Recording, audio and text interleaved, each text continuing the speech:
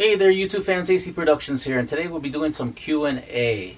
As you can see how cold it is, because you can see my breath in the air. So I just want to do a Q&A video. And so let's get started. This is just going to be general questions of if I didn't get a chance to answer you guys back. I do try to, answer you guys when you do post a comment or a question.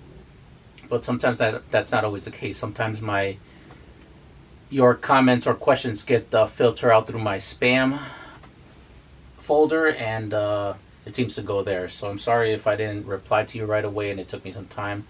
I did find that folder and I was trying to reply to as many people as I can, but it's kind of hard to reply to 10,000 comments. So, but I did pick out some really good ones here, and I'm going to be answering your questions on this video. Also wanted to mention, sorry it's taking me a little long to do the video of the R1 tail. I had to purchase a longer seat cable, which hopefully by the time you guys watch this video won't be too long till I post the how to install the R1 tail cover. Other than that, as far as the side fairings are concerned, I did start doing the video on how to install them, but come to find out, as you can see from these pictures, and how the fitment of it wasn't that great at all. So therefore, those fenders were garbage, and I will be taking down the link from that video of the review, because I don't want you guys to buy from this person either, because he just sells really bad garbage. And right now I just actually looked up his posting, and he's actually charging even more money for those garbage fairings. Alright, well, enough about that. Let's get to the questions. Okay, also, before I get to the questions, I will have in the description box below your name and your question and the minute marker. So if you don't want to see everyone else's questions, just look for your name, and I will be posting it there. But let me read off the names, so not thousands of you are going to be looking. So the names I have here for the questions are going to be Brian Keith, A7TSH, Cflow444, Skidtire, Chris Weston, Zack Lothringer, Tarun Morwal, Calvin Cruz, Doon Rider, Maharsh, Naveen Kumar, Joshelwin91 Santamaria. So if you're one of those subscribers, those are the questions that I'll be going through, and those are the ones that I had selected. So like I said, just look for your name in the description box below, and you'll see the minute marker right up next to your name, and that's where your question will be answered. Alright, so let's get started. Alright, we're going to start off with Brian Keith and A7TSH. Your question is, I would like to do a tune-up on my R3. I would prefer not to take it to the dealership to have it worked on. Have you done spark plugs yet? If so, can you please post a video on how to do it? Thanks. Well, I'm glad you asked. Notice that a lot of people have been asking me about doing maintenance videos, and I'm just waiting for the weather here in Chicago to get just a little bit warmer, because as you can see, it's kind of cold here right now. So as soon as the weather starts getting warmer, I am going to do a full maintenance guide and videos of everything that has to do in the manual for the R3. Anywhere from adjusting your mirrors to doing full-on tune-up, including the spark plugs. So look out for those videos. It's not going to be anytime soon right now, but I'm looking towards maybe the springtime or a little bit before. Like I said, as soon as the weather starts getting warmer, I will be posting and doing those videos, and they'll be under the maintenance category on my YouTube channel. I'm also going to be putting them according to miles and kilometers. So on my first video, it's going to be a 600-mile video on what to do and what to check on your R3. After that, my videos are not going to be as long. Each video is going to be categorized. As an example, front brakes. Instead of going through all the checklists, I'm going to do it by section and only posting those videos out. That way you guys don't have to sit there and watch a whole hour's worth of videos when you guys don't need to do all those things. If you guys just need to do, for an example, just the brakes, I'll just have a video only on brakes. If you guys need to do something alongside the chain stuff, the chain maintenance, I'll have a video only on that. So I'll have it break down for you guys, so you guys don't have to watch a whole video worth. So that's going to be something to look forward to. All right, next question is going to be coming in from CFlow444. Would going up one tire size throw your speedo off? And what do you think about the eBay preload shock adjusters? Yes, if you do go up a tire size, or if you do happen to change your rear sprocket size, it is going to throw the speedo off. I will be doing a video on how to remedy that and to get your speedo back to accuracy. That way you won't have any problems with your odometer readings. So stay tuned for that video, and I'll post it as soon as I can. For that, as far as the eBay preload shock absorbers, I would suggest really staying away from those eBay shock adjusters, just because your stock shocks are not adjustable, and those eBay adjusters are garbage. So they're just really there for cosmetic looks, to make it look like your shocks are adjustable, when really they're not, because as soon as when you turn the little knob, it doesn't do anything. As you can see from the picture on the other side of it, it's just a screw, so it doesn't do anything with the shocks. So if you really want true adjustable shocks, it's not coming anytime soon, but I will be doing a video on how to make your shocks adjustable. Pretty much you have to take apart your shocks and take apart the internals and put adjustable internal springs and shock adjusters inside, and the cap on top of that will be the preload adjuster. But that's going to be for a way down video. But yeah, just stay away from those eBay adjusters, because they don't work. Alright, this next question comes in from Skidtire. That sucks that your R1 tank cover you got was poorly made. I really wanted something like that for my R3, but I'm not willing to spend my money for that poorly constructed garbage. And Skidtire, you are right. If I would have known that this R1 tank cover was going to be like that, I would have definitely not have bought it. So I have to agree with you on that one. And the reason I didn't return it was because it honestly came, I think it came from Thailand, so for me to ship it back, I would have to pay for shipping back. And honestly, I don't want to have to deal with all that hassle. And yeah, they were not willing to accept it back too. So that's another thing. But other than that, the overall look I like a lot. But like I said, for these vent hole covers, they suck balls. And I am looking into repairing those, or actually fixing those up. But I did find another company, and they are located in Indonesia. And they actually have the R1 tank cover, and it actually is really good quality. I haven't bought the R1 tank cover from that company yet, but I did buy this R1 style tail cover, and if you saw the video on the review of that, you could see it on how good quality that is. So here's a picture of the R1 tank cover that they have at their website, and it's a really good quality. So if you are looking for the R1 tank cover, you are in luck. Not all is lost. I would suggest checking them out. The company's called Armod. And to order from them, it's a little tricky, just because the website that I'll have the link in the description below for the website is in Indonesian. So the translator is not working. So you're able to see the parts, and you're able to see how much they cost in Indonesian money. If you live in the US, it's you won't be able to know, you won't, unless you do a converter or something, you'll know what the price is. But the easy fix for that is that the good thing is that the owner, his name is Ronnie, and he has a Facebook page. So if you did want to purchase anything from his website, just message him through Facebook. I'll have a link for his direct messenger on Facebook on the description below also, and just contact him and just mention that you saw my video, and the promo code for his company from me is AC2018, and that'll let him know that you saw my video. And yeah, just let him know what you're looking for, and tell him that you want the R1 tank cover. With that promotional code that I'm giving you guys, it's gonna give you a paint option, so he will paint the cover, you know, whichever part you buy, if it's the R1 tail cover or the R1 tank cover.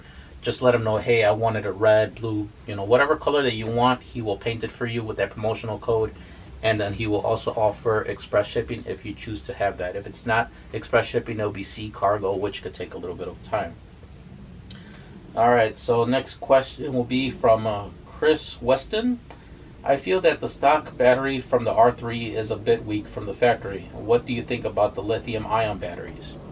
Alright, so lithium ion batteries, they're really lightweight. If you take out your stock battery, that's a good 5 pounds, I believe. A lithium ion battery will probably weigh around a pound or less. So, and they are very powerful batteries, really good and really expensive. The only minus about lithium ion batteries is if you let that battery go to dead, there is no coming back from it. You can't just put the charger to it and bring it back to life, because once it goes down to 0 volts or really below the safe voltage zone, you can't bring back the battery, so it's garbage. So you just spent more than a couple $100 for those batteries, you would have to buy another replacement battery for another couple $100. As compared to the lead acid battery, if you get that thing down to 0, you could just plug in the charger and you could still bring it back to life and recharge the battery back to 100%. So there's some plus and minuses on lithium ion batteries compared to the stock batteries. So that's the thing with the lithium ion batteries. So I think that they're great, but you just gotta have to be careful. Also, if you have a lithium ion battery, you need to get a specific lithium ion battery tender. You can't just use a normal battery tender from your old battery and use it to the lithium ion battery, because the lithium ion battery uses a different style of charger, and that won't work. So that's with that. Alright, next question comes in from Zack Lothringer. How can I turn off my ABS on a 2017 R3? Well, without getting into specifics really on it, I have a video coming up for that. I am looking for a 2017 and up R3, so I can do this. Unfortunately, mine's a 2015, so I do not have ABS on mine. If I did, I'll be doing a video for you guys, and I would have been showing you. The simplest thing you can do right now, guys, if you do have a 2017 and newer R3 and you do have ABS and you do not want to have ABS, is just take out the fuse. That's the best way you can do to just turn off the ABS. The only thing is that if you do that, you are going to get a notification on your gauge cluster saying that your ABS is off and the little light's going to be on, and there will be no way to turn that off from there. But as soon as I do come across a R3 with ABS, I will be doing a custom switch to turn on and off the ABS system on the R3, so stay tuned for that video in the future. Next question comes in from Tarun Morwal. Does having your HIDs and LED lights drain your battery? Actually, if you have your HIDs on when your bike is off, yes, the battery will drain within 2 minutes and it will be completely dead. So I suggest not doing that at all if you do have HIDs. Only have your HIDs on when your bike turns on, of course, but do not use the kill switch to turn off your bike and have the bike still on with the HIDs, because that will drain the battery. As far as the LED lights are concerned, it doesn't really drain the battery at all. I can have my LED glow kit on for probably at least 8 to 10 hours and nothing's really going to happen to the battery. Anything longer than that I haven't really tested out yet, so I couldn't really answer that part of the question. But LED lights and glow kits and stuff like that, you shouldn't have any issues with your battery dying. But for HIDs, yes, do not run your HIDs and have your bike off. Do not use the kill switch and have your HIDs on, because that will drain it. Alright, next question comes in from Brian Keith. I received a recall notice for my R3. Did you also receive a recall notice for your R3? Also, be great if you can show how to lube your clutch, throttle, and brake cable. Again, like I was saying earlier, I am going to make a complete series of maintenance videos on anything that has to do with R3 as far as maintenance wise, and I will have short videos to show you those particular maintenance parts. So I will be showing that in a future video. As far as the recall notice, I did get the recall notice, but I didn't have time to shoot a video of how to remedy the recall. And I think I probably lost the recall notice, honestly, but I've never taken my bike back to the dealership, and I've still been riding around and I've never had any issues with my bike. But as soon as I do find that recall notice again, I will make a video for you guys, I promise. I just been kind of busy lately on trying to do that video, and of course it's cold right now, so as soon as it does get warm I will make a video. Next question comes in from Calvin Cruz. It would be great if you did some moto vlogs. Actually, I did do one moto vlog and it was really cool. I just had to kind of really fix my camera and mic setup, but I think I got it down. So I will be doing moto vlogs in the future. As soon as it gets warm again, as soon as the riding season kind of comes about, I will be doing more moto vlogs. So, and just be pretty much talking about anything bike related, non-bike related, and so on and so forth. And then also I'm thinking of doing moto vlogs on how most of the parts, the aftermarket parts I've done on my bike, how they're performing, and you'll see them in the moto vlog. Alright, next question comes in from Doon rider Maharsh. Would love to see videos on the progress of that Civic. Well, unfortunately there won't be any videos on that Civic because that Civic turned out to be a lemon. It just needed so much work, and honestly guys, I don't know if I want to spend that much money on a car that's that old. The only reason I bought it was because it looked cool. It ran pretty well when I test drove it, but I would say probably a few weeks after I was driving it around, the clutch gave out, and then the transmission gear started grinding, and the whole transmission just gave out, I would say, because when I had it checked out by a mechanic, he told me that I need a new transmission, clutch, and all that other stuff, which I kind of already knew when the stuff started happening. So unfortunately, and also YouTube is full of Civic videos, I found out, so I don't think doing any videos on my particular Civic is going to help my channel with that many views. So I think I'm not going to really have that car any longer. I'm looking to probably sell it for parts, or I don't know what to do with it. So right now it's just sitting in the garage, not working. So next question comes in from Naveen Kumar. Can you do a video on how to install frame sliders? Actually, I was going to do a video on that, except the customer did not pull through on it. So I am looking for an R3 to do frame sliders. If no R3 comes about through my shop, I will probably uninstall mine and reinstall them to show you guys on how to install frame sliders. But that is a video for the future on how I would like to do for you guys. Alright, and lastly, this last question comes in from Joshelwin91 Santamaria. Can you make a video on how to turn off the headlight to only make the triangle light to be on when riding, then have a switch to make both lights come on? Yes, I can. It won't be in this video, obviously, but it will be a video in the future. I will do a video on how to turn off your lights completely and only have your triangle light to be on as maybe a daytime running lamp, if that's what you're looking for. And then I will use the factory switch to turn on both headlights. That way you have them on for nighttime riding, if that's what you're looking for. So that'll be a video coming in the future, so stay tuned for that video.